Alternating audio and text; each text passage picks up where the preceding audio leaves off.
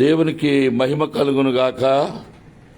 దేవుని ప్రియ బిడ్డలకు అందరికీ వారు ఎక్కడున్నా వారికి జయమును, ఆశీర్వాదమును, శాశ్వత కృపను దేవుడు అనుగ్రహించును గాక. ఈ స్థలము ఇది మొండితోక సుందరరావు గారిది. వారి కుమారుడు వివేక్, అలాగే మా చిన్నమ్మ మరి గ్రేసమ్మ గారు వారు ఎంతో ప్రార్థన చేసి మరి దేవుని దయ వల్ల ఈ గృహాన్ని నిర్మించారు. ఇటీవలే స్లాబ్ వేశారు. చక్కటి గృహాన్ని దేవుడు వారికి అనుగ్రహించారు. కొద్దిగా ఆలస్యమైంది ఆర్థిక సమస్యల వల్ల, కొన్ని పరిస్థితులు అదుపులో లేకపోవడం వల్ల కొన్ని సమస్యలు ఎవరికైనా వస్తుంటాయి. దేవుని దాసులకి అసలు ఆదాయ వనరులు పెద్దగా ఉండవు కాబట్టి వారు మనతో పాటు వారు కూడా శ్రమలు అయితే పడుతున్నారు. కానీ దేవుని మెండి అయిన కృపతో కొంతకాలం ఆగిపోయిన స్లాబ్ కార్యక్రమం జయకరంగా దేవుడు ఈ కార్యక్రమాన్ని చేసి ఈ రోజున సంతోషంగా వారు సంతృప్తి చెందుతున్నారు దేవునిలో. అయితే ముఖ్యంగా అయితే దేవుని బట్టి వారు ఈ గృహంలో సుఖ నివాసం చేయాలనేది మా హృదయపూర్వకమైనటువంటి ప్రార్థనగా ఉన్నది. అయితే వర్షాలు పడటము, ఇక పని చాలా ఉంది, చేస్తారులే, అవసరతలు తీరుస్తారులే అనే ఒక పరిపూర్ణ భద్రతతో, నిశ్చయంతో, విశ్వాసంతో వారు ఈరోజున దేవుని దాసుని నన్నును, నా భార్య పుష్పకుమారిని, అలాగే మా చిన్నాన్నలో పెద్దవాడైనటువంటి సమూయేల్ గారిని, మరియమ్మ గారిని, మా చిన్నమ్మ గారిని దేవుడు తీసుకొచ్చి మరి మేమందరం ఇక్కడ ఉండగా మరి ఇరువురు చిన్నమ్మలో, మరి ఇరువురు చిన్నాన్నలో వివేక్, నేను, దేవుని దాసురాలు పుష్పకుమారి మేమందరం ఇక్కడ ఉన్నాము.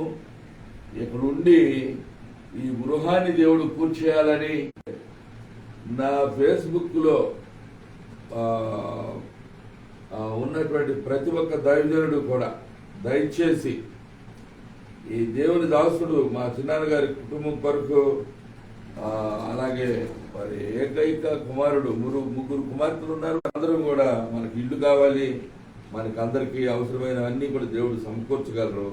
కనుక ఈ సమయంలో ప్రియులైన దేవుని దాసుడు, నా ఫేస్బుక్ ఫాలోవర్స్, నా కొరకు ప్రార్థన చేస్తున్న దేవుని బిడ్డలు ఎక్కడెక్కడ వారైనా ఎవరైనా సరే మీకు వీరే పరిచయం ఉండక్కర్లేదు. నా వీడియోలు అన్నింటిలో మరి చిన్న మందిరంలో, అంటే మందిరం సైజు పెద్దదే, సంఘం చిన్నది, చాలా కొద్దిమంది ఉన్నారు. ఇక్కడ ఉన్న మా సంఘ బిడ్డలందరూ చదువుల మీద, ఉద్యోగాల మీద ఎక్కడెక్కడికో వెళ్ళి ఆయా స్థలాల్లో నివసిస్తున్నారు. 10 మంది కుటుంబాలు వేరే చోటుకి వెళ్ళి స్థిరపడ్డారు.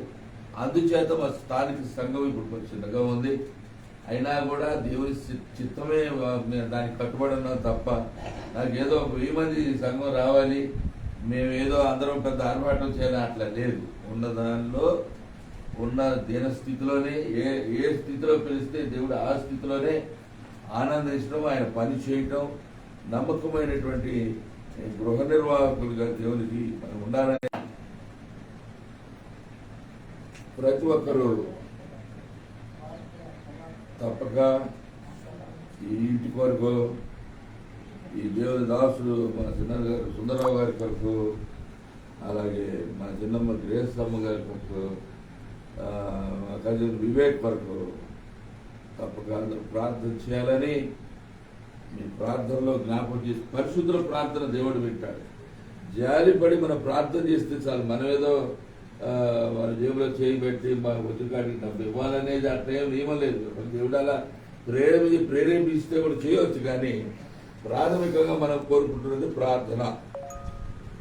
మరి ఈ సమయంలో దేవుని వాక్యంలో కొన్ని తలంపులను నేను దేవుని దాసుడుగా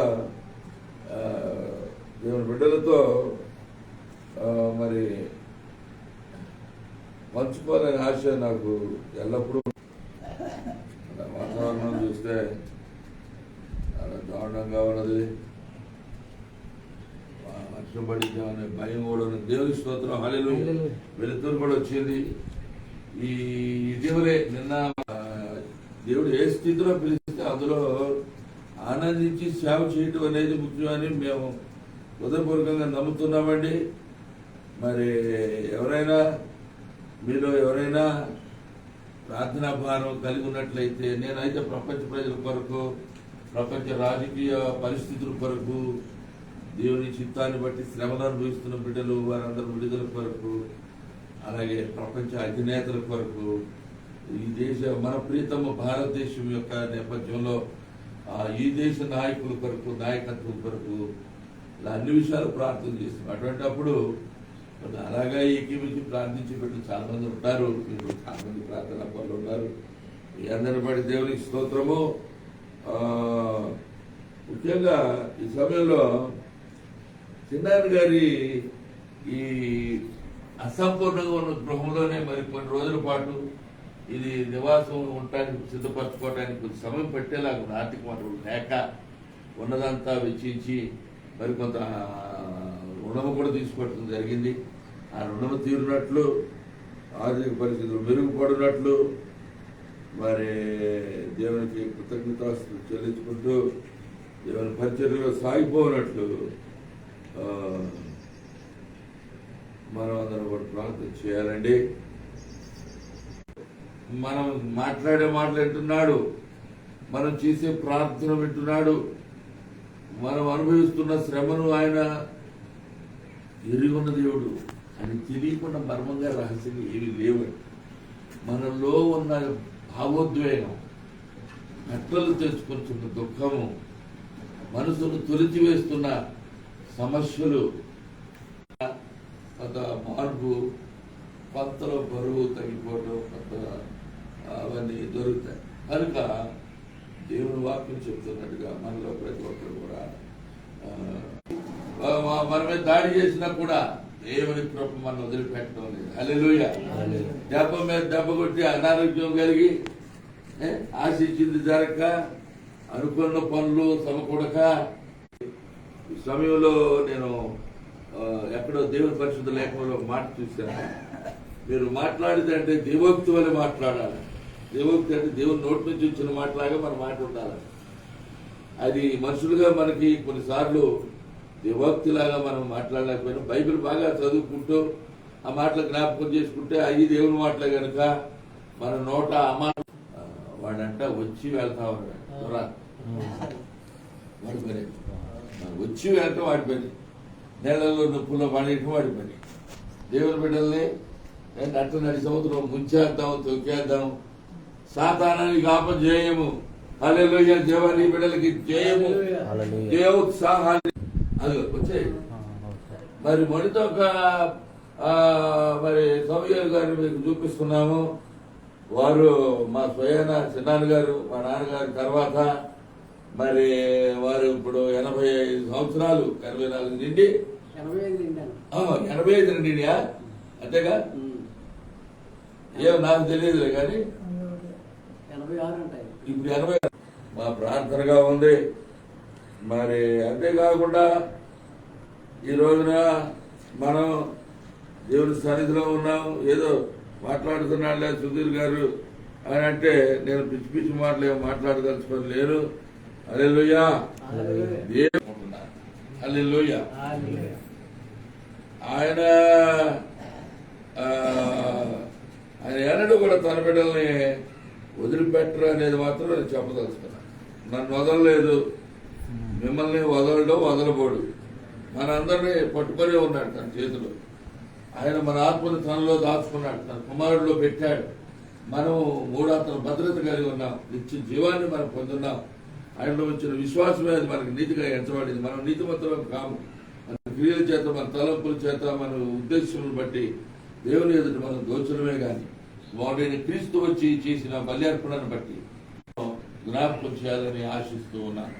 చూడండి దయచేసి 127వ కీర్తనలో 127వ కీర్తన 1వ వచనంలో, నేను ఇంగ్లీష్ బైబిల్ నా కాడికి సెల్లో పర్వాలేదు. పాస్టర్ గారు, పుష్పకుమారరావు గారు, నా భార్య దేవుని వాక్యాన్ని తెలుగులో చదివి వినిపిస్తారు.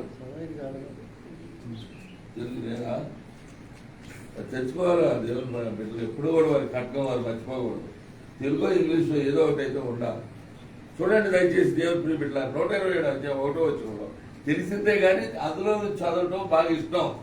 మనం సొంత మాటతో మన తర్వాత ఎన్నైనా అందులో ఉన్నట్టు చదివితే ప్రజలు దాన్ని అవగాహన చేసుకుంటారనే ఒక ఆశ. 121 కీర్తన 1వ వచనంలో ఇంగ్లీష్లో ఇలా రాయబడింది, except the Lord build the house they labour in vain that build it, except the Lord keep the city the watchman waketh but in vain. చూసారా, యెహోవా ఇల్లు కట్టని ఎడల దాని కట్టువారి ప్రయాసము వ్యర్థమే.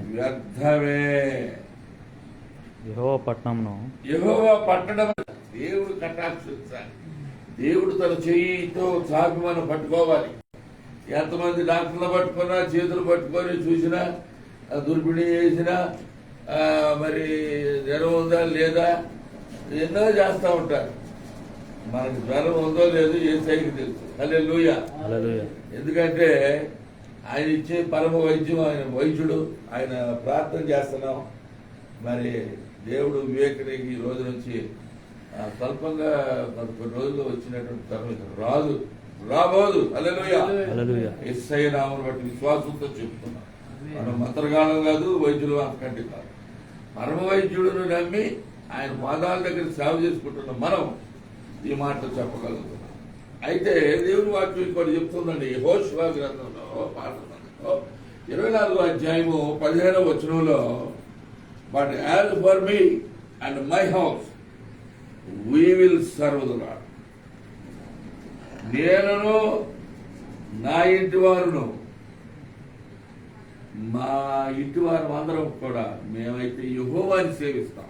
మీకు ఇష్టం వచ్చిన వారిని మీరు సేవించండి, మీ ఇష్టం మీది. కానీ మా విషయం చెప్పాల్సి వస్తే నేనును అంటే యెహోషువ గారు చెప్తున్నారు, నా ఇంటి వారును మేము యెహోవాను సేవించదమని తన దృఢమైన తీర్మానము, సంకల్పము, ఉద్దేశము బయలు చేసినాడు.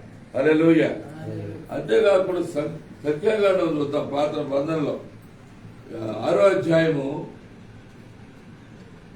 24 నుంచి 26 వచనం. సంఖ్యాకాండము 6వ అధ్యాయము 24 నుండి 26 వచనం. నేను ఇంగ్లీష్లో చదువుతున్నాను. The Lord bless thee and keep thee, the Lord make his face shine upon thee and be gracious unto thee. The Lord lift up his countenance upon thee and give thee peace.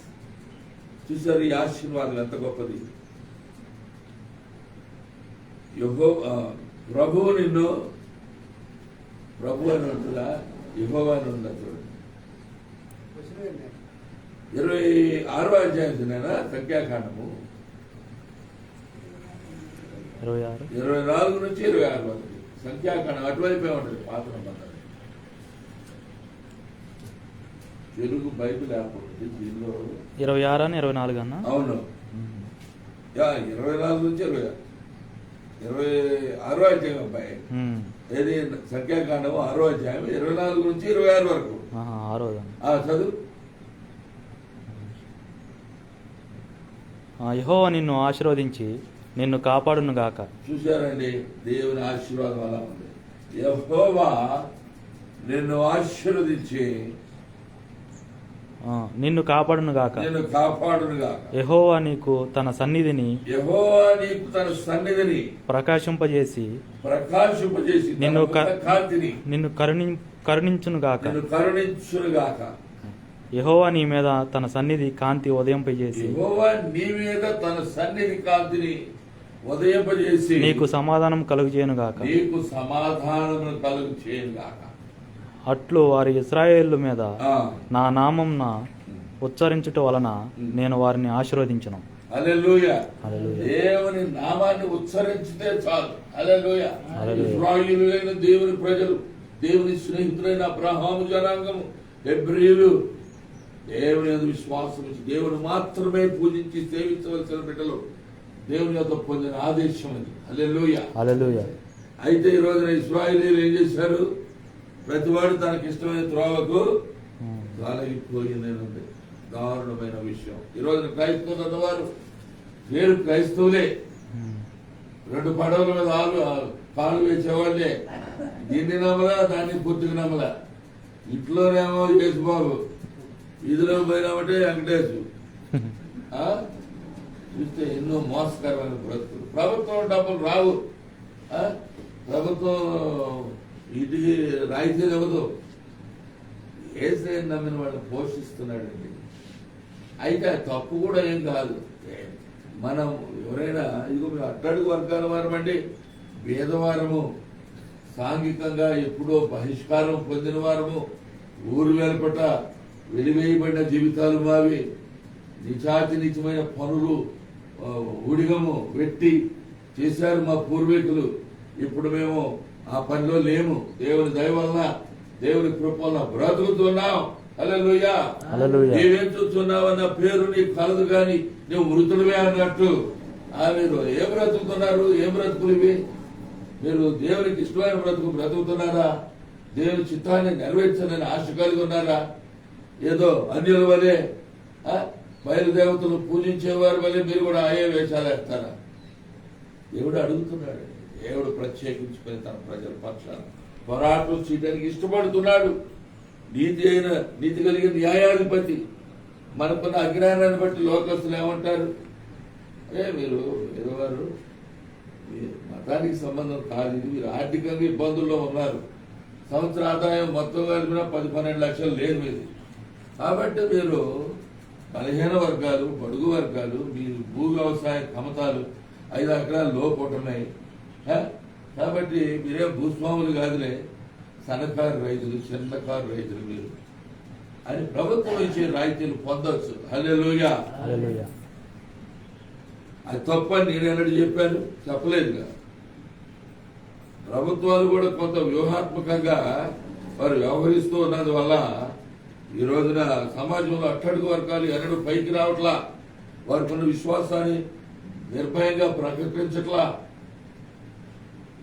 ఉంచిన విశ్వాసం యేసు ప్రభువులో ఉంటే వీళ్ళు SC వాళ్ళు, ST వాళ్ళు, వీళ్ళు హిందువులు, మరి ఇంకోళ్ళు ముస్లింలు ఏదో చెప్పి మభ్య పెడుతూ ఉన్నది. భారతదేశంలో క్రైస్తవ జనాభా బాగా పెరిగిపోతూ ఉన్నది. అందుకని 80% ఉన్న హిందూ సోదరులు ఆ మతాన్ని గురించి నాకు ఏం బాధ లేదు. వారందరినీ సన్మానిస్తాను. వారికి ఇష్టమైన దేవుని కొలుసుకునే హక్కు, అధికారం వారిది. ఆ మాటకు వస్తే మన పూర్వీకులు కూడా ఒకప్పుడు ఇవన్నీ చేసిన వారే. యేసయ్య కృపను బట్టి ఎవరో దయగలిగిన దాసులు దేవుని బిడ్డలు వచ్చి యేసు ప్రభువుల శక్తి ఉన్నది, ఆయన నమ్ముకుంటే ఆయన మార్గం చూపిస్తాడు, ఆపదలోనూ వారిని ఒడ్డెక్కిస్తాడు. ఆయన నమ్ముకున్న బిడ్డలకు విశ్వాసం ఉంచితే చాలు, వారి విశ్వాసమే నీతిగా పరిగణించబడుతుంది అని ఆనాడు దేవుని వాక్యంలో ఉన్న విషయాలు ఉన్నవన్నట్టు మన పూర్వీకులకి, మన పెద్దలకి చెప్పడం వల్ల ఎప్పుడో మడితో ఒక వేరే అనబడే మన పూర్వీకుల్లో ఒక పెద్ద ఆయన మరి ఆయన దేవుడు నమ్ముకొని మరి మడితో ఒక ఏమయ్యాడు? ఆయన యాకోబు అయిపోయాడు. హల్లెలూయా. మరి ఆయన భార్య ఇంకేదో పేరంట, ఆమె పట్టుకొని రాహేల్ అయిపోయింది. హల్లెలూయా. మరి వారి కడుపును పుట్టిన పిల్లల్లో మా తాతయ్య గారు పెద్ద ఆయన. హల్లెలూయా. మడితోగా మరి అత్తయ్య గారు అయితే కొన్ని చోట్ల తప్పుడు పేరు రాజు ముత్తయ్య అని పెడుతున్నారు. ఒకప్పుడు ముత్తయ్య అని పిలిచారు. ముత్తయ్య అనబోయే ఒక కొమ్మ ఎగిరిపోయింది, మత్తయ్య అయిపోయాడు. బైబిల్లో పేరు. ఆయన దేవుడు నమ్ముకున్నాడు. అయితే ఆయన దేవుడు నమ్ముకున్నాడని ఆయన స్థితిగతులు ఏమైనా మెరుగుపడ్డాయా? ఆర్థిక స్థితిగతులు ఏమైనా మెరుగుపడ్డాయా? ఫైనాన్షియల్ గా ఏమైనా స్థిరపడ్డారా? కూడా మా తండ్రి గారికి నేను 7 కుమారులు, 2 కుమార్తెల్లో తన తండ్రి గారి లాగానే మా ఇంట్లో కూడా అదే సంఖ్యలో దేవుడు పిల్లల్ని ఇస్తే నేను మొట్టమొదటి వాడిగా ఉన్నాను. హల్లెలూయా. చిన్నప్పటి నుంచి మా తాతయ్య గారు చేసిన గొప్ప పనులు చూశాను. మరి వీళ్ళందరూ కాయ కష్టం చేసి శ్రమ పడి ఎంతో కొంత మేర చదివించగలిగాడు ఆ పెద్ద ఆయన మా తాతయ్య. మరి అయినా కూడా న్యాయవంతుడై ఉద్యోగాలు ఉన్న వారి ఉద్యోగాలు మీరు చేసుకుంటాయా? మరి తమ్ముడు పెద్ద ఉద్యోగాలు కావాలని చదవలేదు కదా. మరి వ్యవసాయదారులుగా ఉంటారు. అందరూ సహకారం చేయడానికి మరి వారు ఈ రోజు వరకే తాతయ్య గారు ఇచ్చిన నిధి కలిగిన నిబంధన కట్టుబడి మరి కాబట్టి ఈ గ్రామంలో దేవుడు ఆశీర్వదించాడు ఈ కుటుంబాన్ని. అందులో మడితో సుందరరావు గారు, సమయల్ గారిని ఇక్కడ చూస్తున్నారు. ఇప్పుడు అటు చెప్పారు. మడితో సమయల్ గారిని పెద్ద ఆయన. ఇప్పుడు మిగిలిన మా 7 తాతయ్య 7 సంతానంలో మరి ముగ్గురు పెద్దోళ్ళు వెళ్ళిపోయి నాలుగో ఆయన చిన్నాయన గారు. మరి ఐదో ఆయన వచ్చేసేమో సూర్య ప్రకాశ్రావు గారు. ఆయన దేవుడు అమ్ముకున్నాడు, బాప్తిస్మం పొందాడు దేవుని గారి తర్వాత ఒడితోక సుధరావు గారు నాన్నకెళ్ళి చెప్పారు. ఒడితోక సుధరావు గారు ఆయన కూడా ఎన్నో కాయ కష్టాలు చేసి బాల్యం నుండి శ్రమలు పడి తల్లిదండ్రులకు లోబడి మరి ఎంతో కొంత చదువుకొని అప్పుడు ఉద్యోగాలు రాక ఈ పెద్ద కుటుంబాలను పోషించలేక తాతయ్య గారు మా అదిగో హల్లెలూయా నాది పాయింట్ ఇన్నేళ్ళు నువ్వు వాడుతున్నావు నీకు తెలవగా ఇప్పుడు అది అట్లా నాలాంటి తెలుగు తక్కువ కూడా కొంచెం తెలుగు పెడుతుంది. హల్లెలూయా సుందరరావు గారు మరి ఇప్పుడు నేను ఏ సంఘానికి కాపరిగా పరిచర్యలో ఉన్నానో నేను స్థాపించినటువంటిది ఎమాన్యుయల్ బాప్టిస్టు సంఘము. నేను అమెరికా వెళ్ళినప్పుడు అసలు మాది పూర్వీకులు సిఎస్ఐ వాళ్ళు, మా తండ్రి గారు సిఎస్ఐలో ఉన్నవారే, సిఎస్ఐ ఇన్స్టిట్యూషన్స్ లో చదువుకున్నవారే. మా తల్లి గారు మాత్రం బాప్టిస్టు బ్యాక్గ్రౌండ్ ఉన్నది. మేము పెళ్ళైన తర్వాత మా అమ్మగారు కూడా తండ్రి గారిని అనుసరించి, మా నాన్నగారిని అనుసరించి, మా తాతయ్య గారిని అందరిని అనుసరించి సిఎస్ఐలోనే కొనసాగారు. నేను చూడండి సిగ్నల్ ప్రాబ్లం వల్ల కొన్నిసార్లు మా మాటలు కట్ అవుతుంటాయి, మధ్యలో మీకు కొన్ని అర్థం కావు. విషయం ఏంటంటే నేను 1992 సంవత్సరంలో నా తల్లిదండ్రులు ప్రేమించి